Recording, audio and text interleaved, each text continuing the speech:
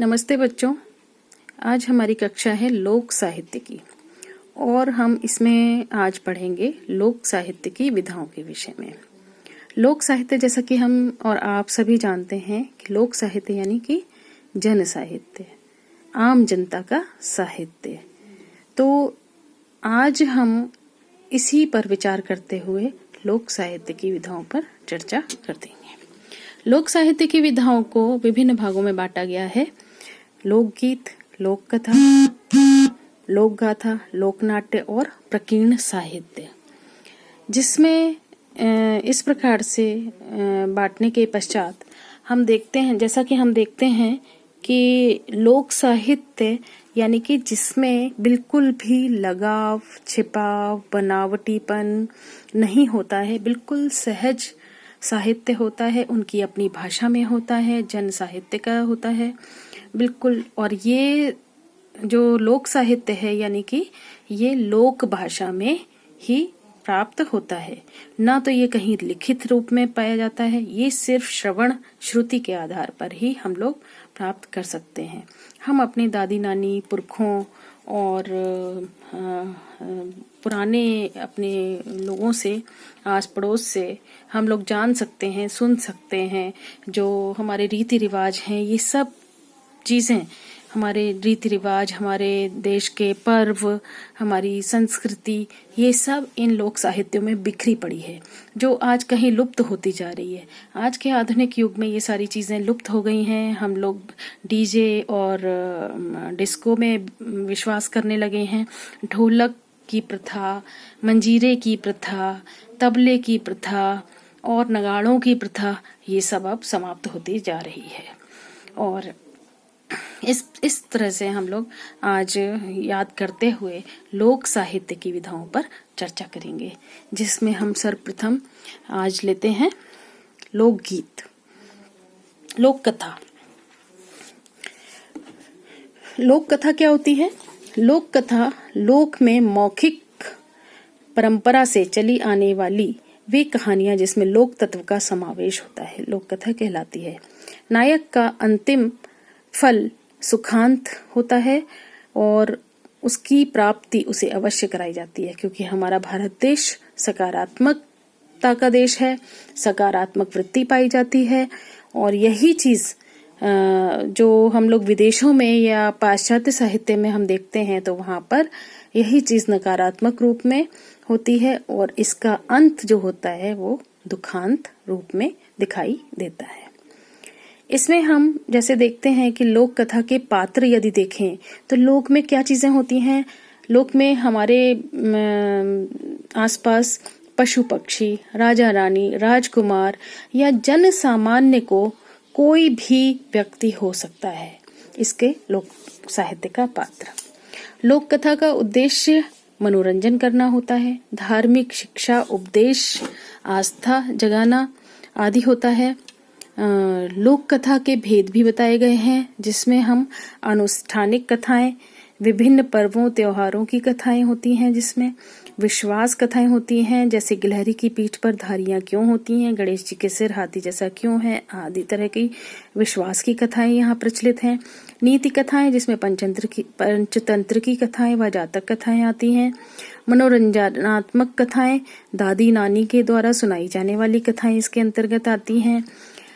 इसी जो चीज हमारी लुप्त होती जा रही है, अब बालक अपनी दादी नानियों के पास भी नहीं बैठना चाहते हैं, किंतु उनके पास इन सब चीजों का खजाना होता है। लोक कथाओं की विशेषताएं। लोक कथाओं की विशेषताओं के अंतर्गत सर्वप्रथम होता है स्थानीयता का पुट। स्थानीयता का पुट यानी कि जहाँ व्यक्ति रहता है वहां की लोकल चीजों का, आसपास के रहन सहन का वहां पर पुट आता है। अंचल विशेष की रीति रिवाज, यानी कि जिस क्षेत्र में हम रहते हैं उस क्षेत्र के रीति रिवाज। यहाँ तो बहुत सारे रीति रिवाज, हमारा देश विभिन्नताओं का देश है और हम देखते हैं यहाँ विभिन्न प्रकार के रीति रिवाज पाए जाते हैं। यानी कि बंगाल में कुछ और रीति रिवाज होते हैं और उत्तर प्रदेश में कुछ और होते हैं, महाराष्ट्र में कुछ और होते हैं। तो इस तरह से अंचल विशेष में जो रीति रिवाज पाए जाते हैं वो सब इसमें मिलते हैं। रहन सहन और लोक विश्वास आदि का समावेश होता है। इसमें रहन सहन की रोजमर्रा की चीजों का भी इसमें झलक दिखाई देती है। इसमें दीर्घ कथानक होता है, लोक कथाएं लंबी होती हैं बहुत ही, जिसमें उत्सुकता और कौतूहलता का समावेश होता है। नेक्स्ट जो हम बोलेंगे, अगली विशेषता है रहस्य, रोमांचकता और अलौकिकता। इसमें जो कथाएं होती हैं वो रहस्य से भरपूर होती हैं, रोमांचकता भरी रहती है और अलौकिकता का समावेश रहता है। एक अलग ही हमारे अंदर एक विश्वास सा पैदा होता है इन कथाओं को सुनने से। लोक कंठ में अवस्थित, यह कथाएं लोक कंठ में यानी कि लोगों की वाणी में स्थित रहती हैं, ना तो ये कहीं लिखित रूप में पाई जाती हैं, इसीलिए इनका स्वाभाविक चित्रण होता है। प्रकृति चित्रण, प्रकृति से लोग प्रेम करते हैं। इसमें प्रकृति चित्रण सूर्य, चंद्र, पृथ्वी, वर्षा, ऋतुएं सब इसमें समावेश होता है। पशु पक्षी आदि का। लोक रूढ़ियों का समावेश, यहाँ लोक रूढ़ियां क्योंकि लोगों का रहन सहन उठना बैठना उन्हीं सब के बीच होता है, और जो रूढ़ियां हमारे बीच बन जाती हैं उन सब का इसमें उल्लेख होता है। सामूहिक व्यक्तित्व की अभिव्यक्ति होती है ये, क्योंकि एक व्यक्ति का कथन नहीं है। यहाँ लोग अपने मनोरंजन के लिए कथाएं कहते हैं, और कथाएं कहने के साथ लोग सामूहिक रूप में बैठते हैं और उसमें लोग एक दूसरे की बातें जोड़ते चले जाते हैं और कथाएं बन जाती हैं। इसी प्रकार प्राचीन परंपराओं मान्यताओं का निर्वहन होता है इसमें सारे रीति रिवाज परंपराएं जो हमारे क्षेत्र में या हमारे परिवार में या खानदान में चली आ रही हैं उन सब का निर्वहन किया जाता है इसमें। सुखांत आशावादी दृष्टिकोण, जो सबसे मुख्य विशेषता इसकी है वो है कथाओं को सुखांत रूप में देखा जाता है। इनका अंत सुखांत होता है और आशावादी दृष्टिकोण यानी कि अंत में ये बहुत ही एक सुखद अनुभव देकर खत्म होती हैं। ये लोक कथाएं थी जिनकी हम विशेषताओं पर विचार कर रहे थे। अब हम विचार करेंगे लोकगीत पर।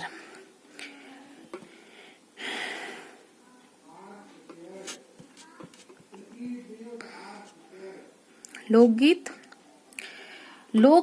जो हैं वो जैसा कि लोक साहित्य की ही एक विधा लोकगीत भी है। लोकगीत जो है, लोकगीत लोकमानस की लयात्मक अभिव्यक्ति होती है, यानी कि लोग अपने मनोरंजन के लिए, अपने मानस को सुख देने के लिए या मनोरंजन के लिए इसकी अभिव्यक्ति करते हैं, गुनगुनाते हैं, तो ये लोकगीत बन जाते हैं। ब्रज के कुछ प्रमुख लोकगीत हैं जिनका मैं उल्लेख करना चाहती हूँ।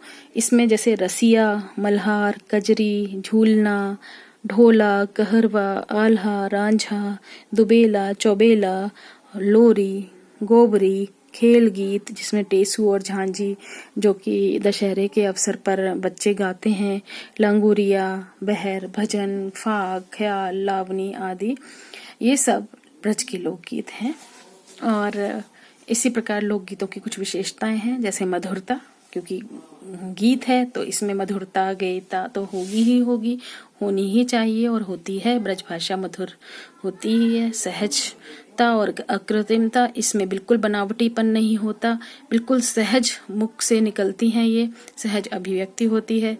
विविध मुखी अभिव्यक्ति, ये क्योंकि कई लोगों की अभिव्यक्ति होती है, सामूहिक अभिव्यक्ति होती है कोई, लेकिन ये कहीं लिखित रूप में नहीं होती, इसलिए हर बार जब भी आप सुनेंगे तो उसमें कुछ नयापन होता है। तो विविध मुखी अभिव्यक्ति होती है। मार्मिकता होती है क्योंकि ये बिल्कुल संवेदनशील हृदय से अभिव्यक्त होती है, तो इसमें मार्मिकता होना सहज है। सरसता, सरस होती है, स्वच्छंद होती है क्योंकि लोगों पे किसी तरह का बंधन नहीं होता कि अनुप्रास अलंकार हो, रस हो, छंद हो, इस तरह से किसी बंधन में युक्त हो। सामूहिक भावभूमि होती है, सब लोग मिलकर गाते हैं सामूहिक रूप से। मुहावरेदार भाषा होती है। तो ये सब थी इसकी लोकगीतों की विशेषताएं। कुछ लोकगीतों के तत्व भी हैं, जैसे स्थाई, अंतरा, आरोह, अवरोह, लय, मिलान, भर्ती, मोड़ आदि, ये सब लोकगीतों के तत्व होते हैं। इसी तरह से लोकगीतों के भेद भी हैं, जैसे कि कुछ भागों में बांटकर हम इसको विस्तार पूर्वक भी समझ सकते हैं। लोकगीतों के भेद हैं संस्कार विषयक गीत, और जैसे दूसरा है पारंपरिक लोकगीत, और तीसरा हम कह सकते हैं पेशेवर गायकों के गीत। इस तरह से हम लोकगीतों के भेद भी कर सकते हैं।